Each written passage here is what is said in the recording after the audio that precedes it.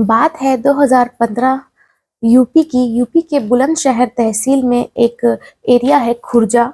वहाँ का एक गांव लगता है बरगई गांव। वहां पर एक फॉरेनर आता है।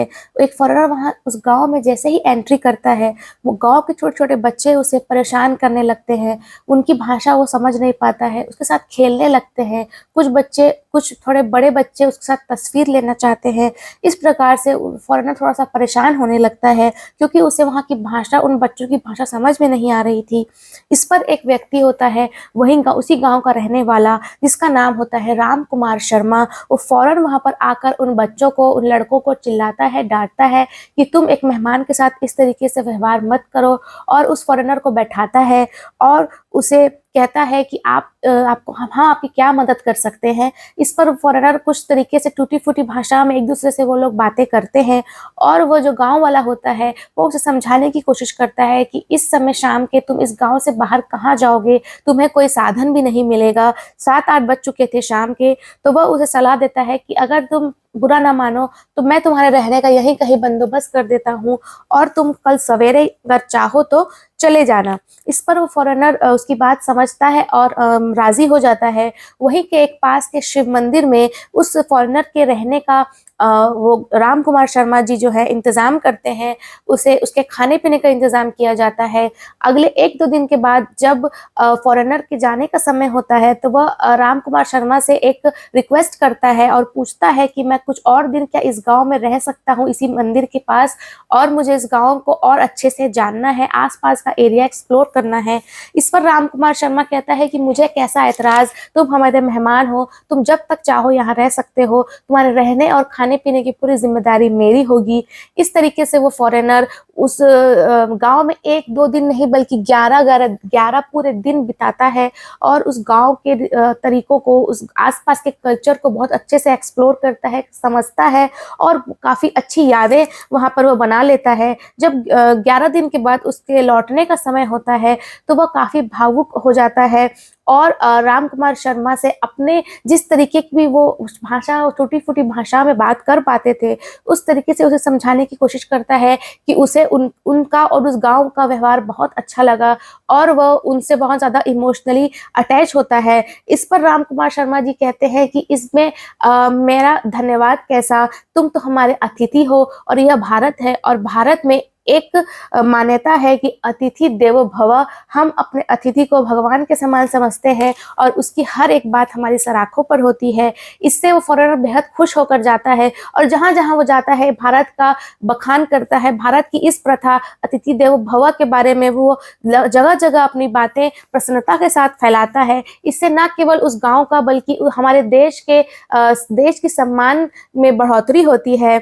इसी तरीके से एक यह किस्सा है जिसने हमारे देश में फॉरेनर्स के प्रति एक पॉजिटिव विचारधारा रखी। और इसी पर आज एक घटना जो मैं आपको सुनाने जा रही हूँ, ये पूरी तरीके से विपरीत है। इसमें अतिथि को भगवान नहीं बल्कि अतिथि के साथ दुर्व्यवहार की घटना है, अतिथि के साथ गलत व्यवहार की दुर्घटना है। और इस पर इंसान जो है हैवान की तरह हमारे देश में आए मेहमानों के साथ व्यवहार किया जाता है। आज इसी पर हम चर्चा करने जा रहे हैं। यह एक ऐसी बात हो गई है कि इसने एक अच्छी मिसाल के साथ साथ हमारे देश की एक ऐसी छाप छोड़ी है दूसरे देश के लोगों के बीच।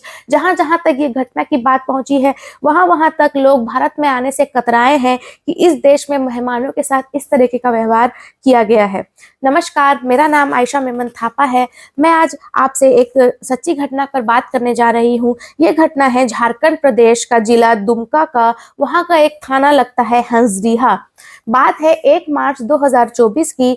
तकरीबन रात के 10:30 बजे एक फॉरेनर कपल जो है, वो पेट्रोलिंग टीम जो होती है गांव कुरमा की, वहां पर उनकी लाइट उन दोनों कपल पर पड़ती है। वो बीच रोड में खड़े रहकर बहुत ज्यादा रो रहे थे, काफी हद तक परेशान लग रहे थे, और कुछ वो दुख अपना बताना चाह रहे थे, कुछ कहना चाह रहे थे।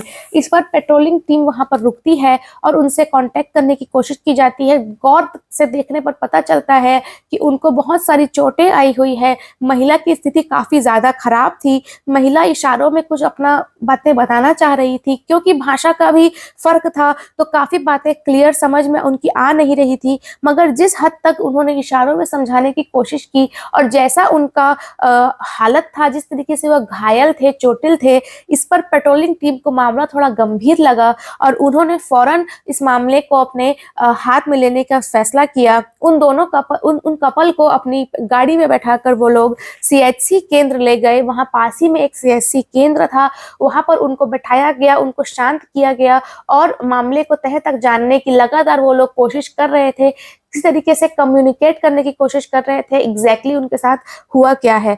एसपी साहब जो होते हैं वहाँ के, उन तक भी इत्तला की जाती है। करीबन तब तक रात के 1:30 बज चुके थे और 1:30 बजे फौरन एसपी साहब भी वहाँ उस मौके पर सीएचसी केंद्र पर पहुँचते हैं और जब वो वहाँ आते हैं तब जाके डिटेल्स में जब उनसे बात की जाती है उन दोनों मियाँ बीवी से, तब जाकर पता चलता है कि ये दोनों जो हैं ये कुरमा घाट में एक टेम्पररी टेंट बनाकर रह रहे थे। ये लोग इस तरफ से ये लोग वर्ल्ड टूर पर निकले थे बेसिकली और इस रास्ते ये लोग घूमने आए थे और जब चूंकि रात हो चुकी थी तो वो लोग टेम्पररी टेंट, क्योंकि अक्सर ऐसा करते थे ये कपल, और टेंट बनाकर वहाँ सो रहे थे। सुबह इन्हें कहीं और के लिए निकलना था और जैसे ही रात के 9-10 बजते हैं वहाँ पर 7 लड़के जो हैं इनके टेंट में जबरदस्ती घुस आते हैं और आते ही बेरहमी से दोनों के साथ मारपीट करने लगते हैं।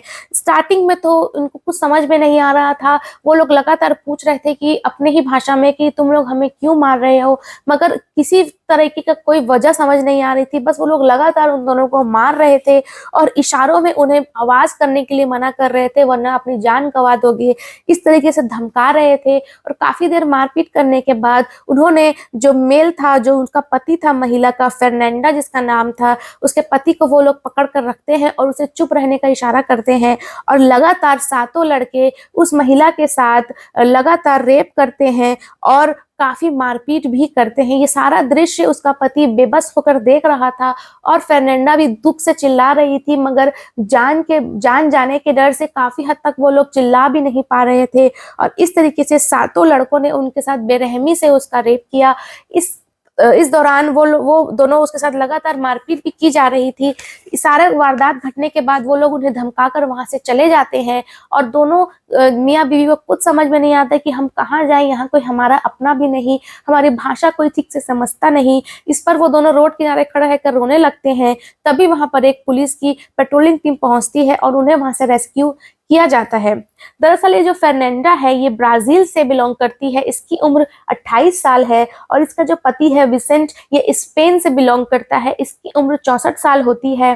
दरअसल ये लोग 5 साल से वर्ल्ड टूर पर निकले हुए हैं। इन्होंने पूरा देश घूमने का फैसला किया था। ये देश के अलग अलग हिस्सों में घूम कर वहाँ की कल्चर को, वहाँ के एरिया को एक्सप्लोर करना इनकी हॉबी थी और तकरीबन 5 साल से ये लोग घूम रहे हैं। इन्होंने ईरान, इराक, टर्की, सऊदी अरब, अफगानिस्तान और अब भारत जैसे कई देशों में इन्होंने घूम रहे थे और आगे इनका इरादा था कि ये लोग इंडिया से लद्दाख, पहले तो ये लोग जब जुलाई 2023 में इंडिया आए थे तो ये लोग लद्दाख के रास्ते आए थे, लद्दाख से इन्होंने एंट्री ली थी, फिर ये लोग कन्याकुमारी तक जाते हैं। कन्याकुमारी, लद्दाख, ये सारे रास्ते ये लोग बाइक्स पर कवर करते हैं, इनके पास बाइक्स थी और अब ये झारखंड के रास्ते से 1-2 दिन के बाद पश्चिम बंगाल तरफ जाना चाहते थे और पश्चिम बंगाल से ये लोग नेपाल की ओर जाने वाले थे।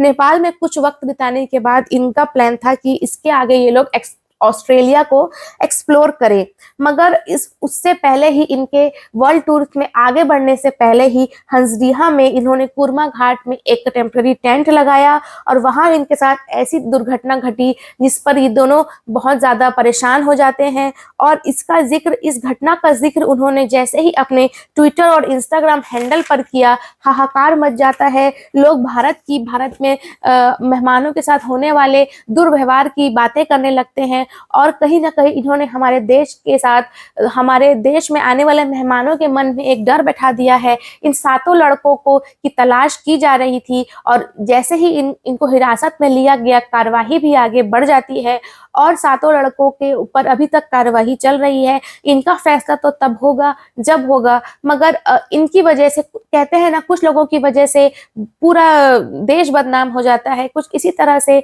जब ये बात इंस्टाग्राम, ट्विटर और सोशल मीडिया पर फैलती है तो लोग काफी निंदा करते हैं। भारतवासी भी इस घटना की तहे दिल से निंदा करते हैं कि इस तरीके का व्यवहार हमें भारत में रहने वालों के साथ तो कम से कम जो हमारे घर मेहमान बनकर आए हैं हमारे देश में, उनके साथ इस तरीके का व्यवहार नहीं होना चाहिए। वो लोग यहाँ घूमने आए थे और उनके साथ ऐसा हादसा हो जाएगा, उन लोगों ने कभी सोचा भी नहीं था।